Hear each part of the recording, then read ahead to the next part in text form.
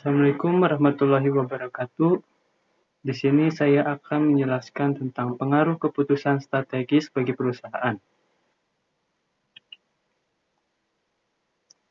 Keputusan strategis merupakan bentuk keputusan yang dilakukan dengan menempatkan pandangan serta analisis secara jangka panjang.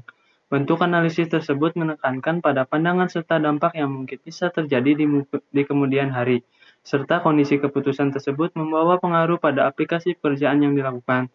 Salah satu alasan yang paling mendasar perusahaan membutuhkan pembuatan keputusan strategis adalah ingin menempatkan posisi perusahaan sebagai perusahaan yang memiliki nilai kompetensi di pasar. Tanpa ada keputusan yang bernilai strategis, maka kemampuan perusahaan untuk berkompetensi di pasar akan sulit untuk bisa dilakukan. Kemudian, bagaimana perusahaan dalam mengambil keputusan berikut? Langkah pengambilannya. Tahap-tahap pengambilan keputusan. Untuk mendorong terciptanya keputusan yang diinginkan, diperlukan tahap sebagai berikut. Pertama, mendefinisikan masalah tersebut secara jelas dan gamblang atau mudah untuk dimengerti. Kedua, membuat daftar masalah yang akan dimunculkan dan menyusun secara prioritas dengan maksud agar adanya sistematika yang lebih terarah dan terkendali. Lalu melakukan identifikasi dari setiap masalah tersebut dengan tujuan untuk lebih memberikan gambaran secara lebih tajam dan terarah secara lebih spesifik. Lalu memetakan setiap masalah tersebut berdasarkan kelompoknya masing-masing, yang kemudian selanjutnya dibarengi dengan menggunakan model atau alat uji yang akan dipakai. Lalu memastikan kembali bahwa alat uji yang digunakan tersebut telah sesuai dengan prinsip-prinsip dan kaidah-kaidah yang berlaku pada umumnya. Lalu ada perubahan dalam keputusan.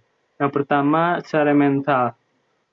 Ceremental change yaitu dampak perubahan keputusan yang dapat diperkirakan atau ditaksir berapa persentase perubahan yang akan terjadi ke depannya, tentu berdasarkan data-data yang terjadi di masa lalu.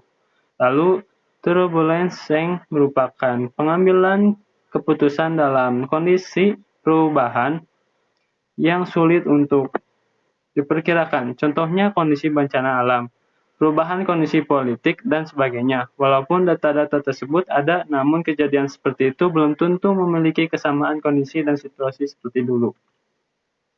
Lalu pengambilan keputusan strategis sangat diperlukan karena tujuan keseluruhan dari pengambilan keputusan strategis adalah untuk memilih strategi alternatif sehingga keunggulan kompetitif jangka panjang dapat tercapai. Lalu ada proses pengambilan keputusan strategis terdapat pada setiap langkah perencanaan, yaitu pertama menetapkan tujuan atau serangkaian tujuan, kedua merumuskan keadaan saat ini, ketiga mengidentifikasi segala kemudahan dan hambatan, keempat mengembangkan rencana atau serangkaian kegiatan untuk pencapaian tujuan. Lalu ada pihak yang bertanggung jawab terhadap keputusan strategis perusahaan, yaitu seorang CEO memiliki fungsi dan tanggung jawab untuk menentukan keputusan strategis perusahaan yang mencakup nilai visi dan arah yang ingin dicapai. Ia kemudian harus memastikan bahwa setiap rencana dan pelaksanaannya sesuai dengan strategis secara keseluruhan. Ini adalah sumber materinya. Sekian dari saya. Wassalamualaikum warahmatullahi wabarakatuh.